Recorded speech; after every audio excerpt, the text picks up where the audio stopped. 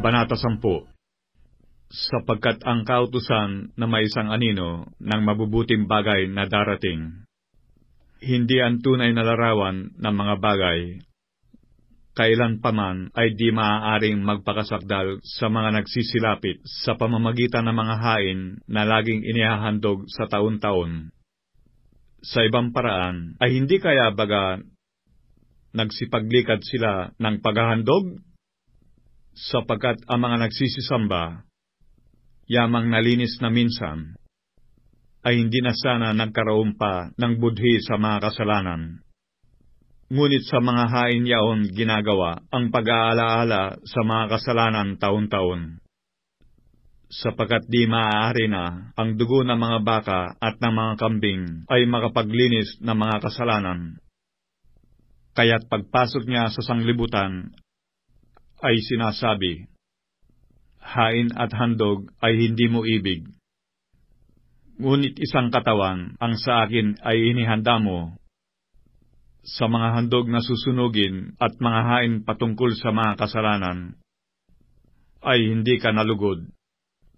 Na magkagayoy, sinabi ko, narito, ako'y pumarito sa balumbon ng aklat ay nasusulat tungkol sa akin, upang gawin, O Diyos, ang iyong kalooban. Sa itaas ay sinasabi, mga hain at mga handog na susunugin buo at mga hain patungkol sa kasalanan ay hindi mo ibig, at di mo rin kinalugdan, mga bagay na inihahandog ayon sa kautusan. Saka sinabi niya, narito, ako'y pumarito upang gawin ang iyong kalooban. Inialis niya ang una upang maitatag ang ikalawa. Sa kaloobang yaon, tayo'y pinapaging banal sa pamamagitan ng pagkahandog ng katawan ni Kristo na minsan magpakailanman.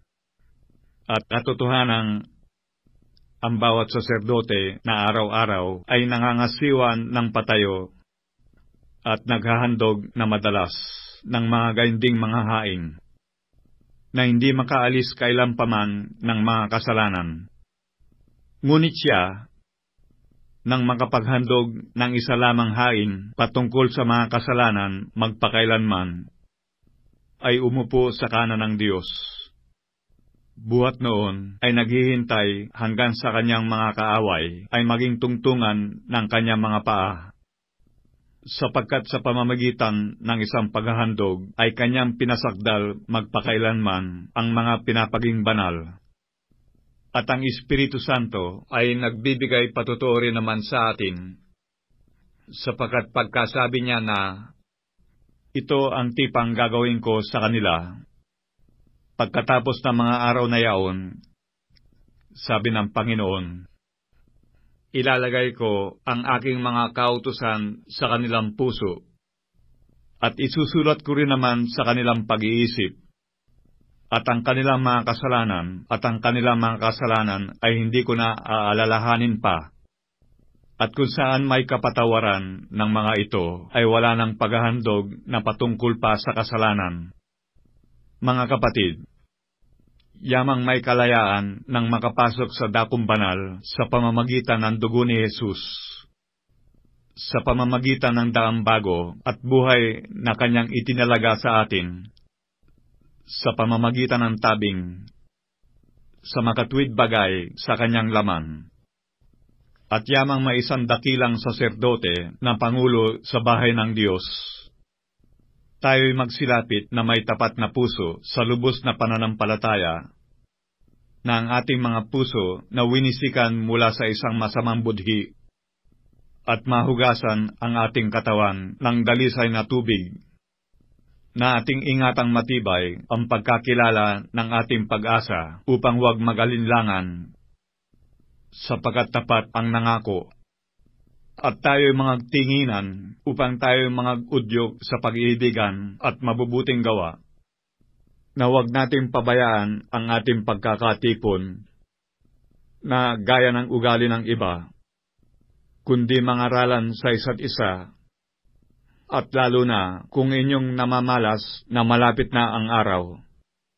Sapagkat kung ating sinasadya ang pagkakasala pagkatapos na ating matanggap ang pagkakilala sa katotohanan, ay wala nang haing natitira pa tungkol sa mga kasalanan, kundi isang kakilakilabot na paghihintay sa paghuhukom, at isang kabangisan ng apoy na lalamon sa mga kaaway. Ang magpawalang halaga sa kautusan ni Moises sa patutuo ng 2 o 3 saksi ay mamamatay na walang awa. Gaano kayang higit ng parusa sa akala ninyo ang ihahatol na nauukol doon sa yumurak sa anak ng Diyos at umaring di banal sa dugo ng tipan na nagpabanal sa Kanya at umalipusta sa espiritu ng biyaya? Sapagkat ating nakilala yaong nagsabi, "Akin ang paghihiganti, ako ang gaganti." At muli, huhukuman ng Panginoon ang Kanyang bayan. Kakilakilabot na bagay ang mahulog sa mga kamay ng Diyos na buhay. Datapwat alalahanin ang mga nakaraang araw na sa mga yaon, pagkatapos na kayo'y maliwanagan, ay nangagtiis kayo ng malaking pakikipaglaban ng mga pagbabata, na una-una ay naging isang katawa-tawa dahil sa mga pagkasiphayo at gayon din sa mga kahirapan. At sa ikalawa, ay naging kasama niyaong mga inaring gayon, sapagkat kayo'y nangahabag sa mga may tanikala, at tinanggap ninyo ng buong galak ang pagkaagaw ng inyong pag-aari. Palibhasa'y inyong nalalamang mayroon kayo sa inyong sarili ng isang pag-aaring lalong mabuti at tumatagal.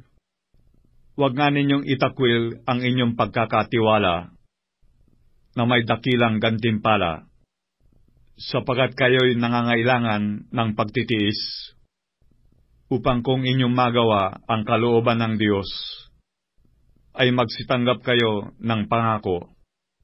Sapagkat sa madaling panahon, siyang pumaparito ay darating, at hindi magluluwat. Ngunit ang aking lingkod na matuwid ay mabubuhay sa pananampalataya. At kung siya ay umurong, ay hindi kalugdan ng aking kaluluwa. Ngunit tayo'y hindi doon sa mga nagsisibalik sa kapahamakan, kundi doon sa may pananampalataya sa ikaliligtas ng kaluluwa.